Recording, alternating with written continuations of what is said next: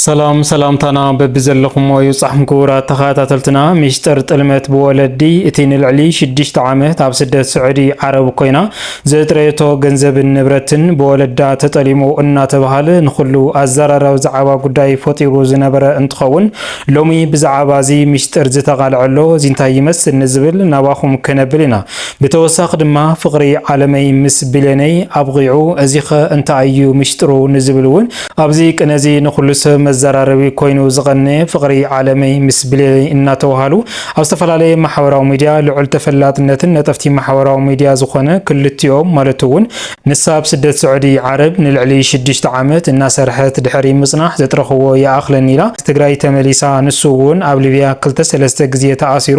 ስደት ድማ ይሳኽዕልን ኢሉ ናብ ዓዱ ኣምሪሑ ናይ ክልቲኦም ፍቅሪ ድማ ናይ ብዙሓት ሰብ መምሃሪ ኮይኑ ዝነበረ ኣብዚ ሰሙንዚ ብዝተፈጠረ ችግር ድማ ማለትውን እቲ ብለነይ እናበለት ትጽውዖ ወይ ድማ ኩሮም ነታ ኣፍቃሪቱ ንዓይደት ፈትዊን ወላዲኺ እናበለ ካብዚ ብተወሳኺ ድማ ምስጢር ናይ ገዛኦም ናብ ማሕበራዊ ሚድያ ክፍሊ ሓደ ክፍሊ ክልተ እናበለ እናለغغ ማለት ወንታ አፍቃሪቱ ዓለመይ እናበለ ዝጽውዓ ስደት ስዑዲ ዓረብ ኮይና ዘጥረየተ ገንዘብ እናውትን በወለዳ ተጠሊማ ብፍላይ ድማ በወላዲታ እናበለ ናብ ዝተፈላለዩ ማሕበራዊ ሚድያ እናዘርግሐ ነቶም ወለድውን ትጸርፍን ተንቋሽሽን ድሕሪ መጽናሕ ኣብዚ ሕዚ እዋን ግን ክብር ዝበለ ምስጢር እናወፀየ ዝርከብ እዚ ድማ ምስጢር እቲ ተጠለመ ገዛ መወገሲኸ እንታዩ ንምንታይ ተጠሊማ በወላዲታ ንዝብልን ከምኡ ድማ ብዛዓባቲ ብለነይ እናበለ ትጽውዖ ወይ ድማ ኩሮምውን ኣብዚ ሰዓት ዳሃዩ ተሳይኑ ዝብል ሓበሬታ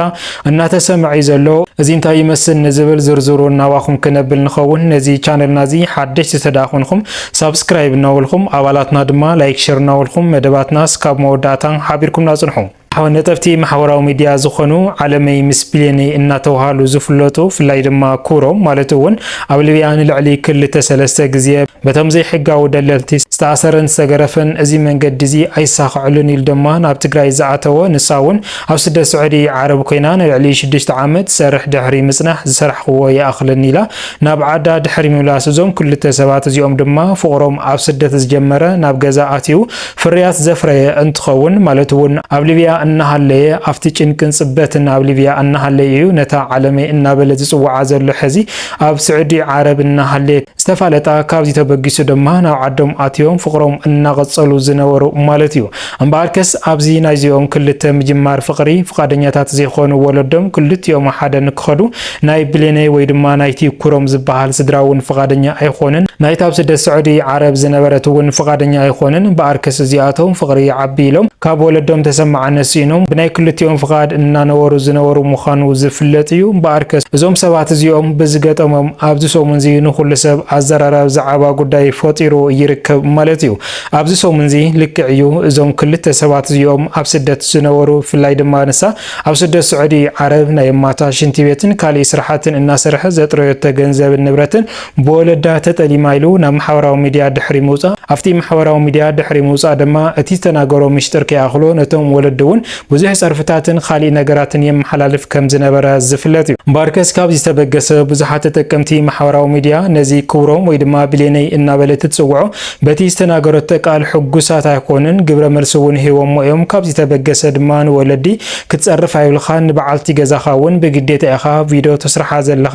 እቲ ናብራውን በግዴታ ኢኻ ተምራሓ ዘለኻ ዝብል ጽዕንቶ ዝበጽሖ እንትኸውን ካብዚ ብዝተበገሰ ድማ ኩሮም ወይ ድማ ብለነይ እናበለ ትጽውዖ ቅድሚ 3 መዓልቲ ዓርሰይ ከጥፍእ ወሲና ኣለኹ እናበለ ናብ ዝተፈላለዩ ማሕበራዊ ሚድያ መልእኽቱ እናመሓላለፈ ድሕሪ ምጽናሕ በአርከስ እዚ ሰብዚ ከም ዝበሎ ዓርሱ ከጥፍእ 2-3 ግዜ ከም ዝፈተነ በቶም ኣብቲ ከባቢ ዝነብሩን ከምኡ ድማ ብዝተፈላለየ ክትትል ድማ ህይወቱ ከም ዝተረፈ ነገር ግን ድማ ከቢድ ዝኾነ ናይ ጥዕና ጸገም ኣጋጢምዎ ኣብ ሆስፒታል ማለትውን ኣብ ሕክምና ከም ዝኣተየውን ብዝተፈላለየ ሓበሬታ እናወፀ ነይሩ ማለት እዩ ክቡራት ሰማዕትና እዚ ሰብዚ ማለትውን ናፍቲ ማሕበራዊ ሚድያ ወፂኡ ነታ ኣፍቃሪቱ ንዓይደት ፈትዊ ንወለድኺ ብዝብልን ከምኡ ድማ ኣብቲ ግዜ ንሱ ንሳውን ዓይንታ ደም እናመልአ ማለትውን ንዓኻ ኣብ ዝወለትሉ ብዙሕ ህዝቢ ድማ ፍርዲ ኣብ ኩሮም እዩ ዕልይዎ ማለትውን ብግዴታ ይዘስርሓ ዘሎ እናበለ ዝተፈላለየ ጸርፍታትን ዘየድልዩ ቃላትን ዝተመሓላለፈሉ እንትኸውን እዚ ሰብዚ ድማ ካብዚ ዝተበገሰ እዩ ዓርሱ ከጥፍእ 2-3 ግዜ ዝፈተነ ማለት እዩ ባርከስ ሰብዚ ከቢድ ዝኾነ ናይ ጥዕና ጸገም አጋጢሙ ኣብ ድሕሪ ተፈተነ ቅትለት ከቢድ ዝኾነ ናይ ጥዕና ጸገም አጋጢሙዎ ኣብ ሕክምና ከም ዝኣተወ ተነገረ ድሕሪ መጽናሕ ቅድሚ ሓደ መዓልቲ ድማ ናብ ማሕበራዊ ሚድያ ወፂኡ ይቅርታ ከም ዝሓተተ ዝፍለጥ እዩ ነገር ግን ድማ ሎሚ እናተሰምዐ ዝርከብ ሚስጥር ማለት እውን እቲ ቢልዮነይ እናበለት ጽውዖ ወይ ድማ ኩሮም ተስፋሁን ዝበሃል ኣብዚ ሕዚ እዋን ደሃዩ ተሳኢኑ ከም ዘሎ እዩ እናተሓበረ ዘሎ ቅድሚ 3 መዓልቲ ፈተነ ዓርሰ ቅትለት ገይሩ ናብ ሕክምና ኣትዩ ህይወቱ ከም ሰረፈ ዝፍለጥ እዩ ኣብዚ ሕዚ እዋን ድማ ደሃዩ ከም ዝተሳእነውን ሓበሬታታት እናወጽ ይርከቡ ማለት እዩ ክቡራ ሰማዕትና እምበኣርከስ በቶም ፈለጥቲ ውሽጢ ከም ዝጸረነዮ እንተኾይኑ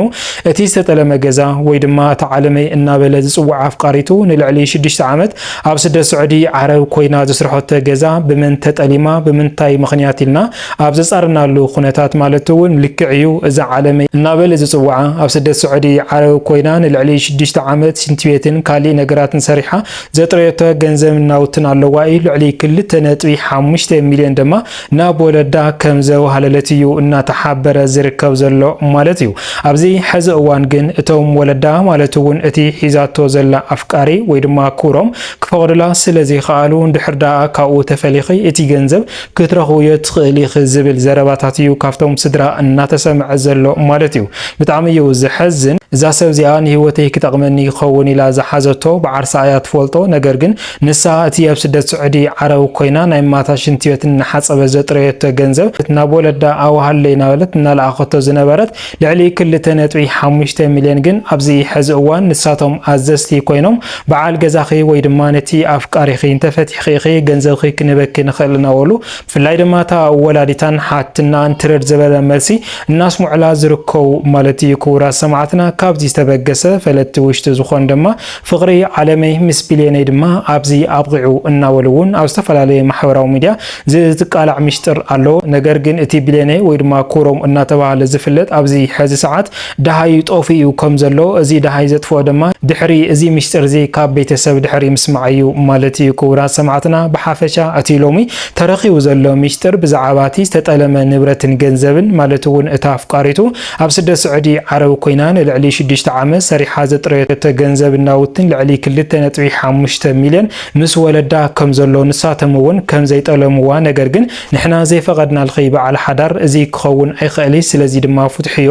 ዝብል ግብረ መልሲ እዮም እናሃዋ ዘለው ንሳ ድማ ሓዳሬ ወይ ድማ ኣፍቃሪየ ኣይገድፊ እናበለት እያ እምበኣርከስ ካብዚ ዝተበገሰ እዩ እቲ ገንዘብ እውን ክህዋ ዘይከኣሉ ማለት እዩ ክቡራ ሰማዕትና ንሱ ነቲ ኣፍቃሪኣ ድማ ቅድሚ ሕዚ እውን ኣብ ዝተፈላለየ ማሕበራዊ ሚድያ ወፂኡ ዓለመይ ወይ ድማ ታፍቃሪተይ ተጠሊማ እናበለ መልእኽቲ እናመሓላለፈ ዝነበረ እንትኸውን ነገር በቲ ሎሚ ተረኺቡ ዘሎ ሚስጥር ግን እታ ን6 ዓመት ኣብ ስደት ስዑዲ ዓረብ ኮይና ዘስርሖቶ ገንዘብ ናውትን ምስ ወለዳ ከም ዘሎ እቲ ኣፍቃሪኣ እንተፈቲሓ ድማ እቲ ገንዘብ ከም እትበሃዊው ካብ ቀረባ ቤተሰብ ግብረ መልሲ እናበፅሓ ዘሎ ንሳውን ኣፍቃሪየ ኣይፈትሕን ባህሊት እያ እምበኣርከስ ካብዚ ዝተበገሰ እዩ ኣብ መንጎም ዝተፈጠረ ችግር እናገደደ ዝኸይድ ዘሎ ማለት እዩ እቲ ኣፍቃሪኣ ወይ ድማ ኩሮም እውን ኣብዚ ሕዚ ሰዓት ቅድሚ 3 መዓልቲ ፈተና ዓርሰ ቅትለት ድሕሪ ምግባር ናብ ሆስፒታል ድሕሪ መታው ካብ ሆስፒታል ድማ ኣብዚ ሕዚ ሰዓት ደሃዩ ከም ዝተሳእነ እዩ ሓበሬታ እናወፀ ዘሎ ማለት እዩ ክቡራ ሰማዕትና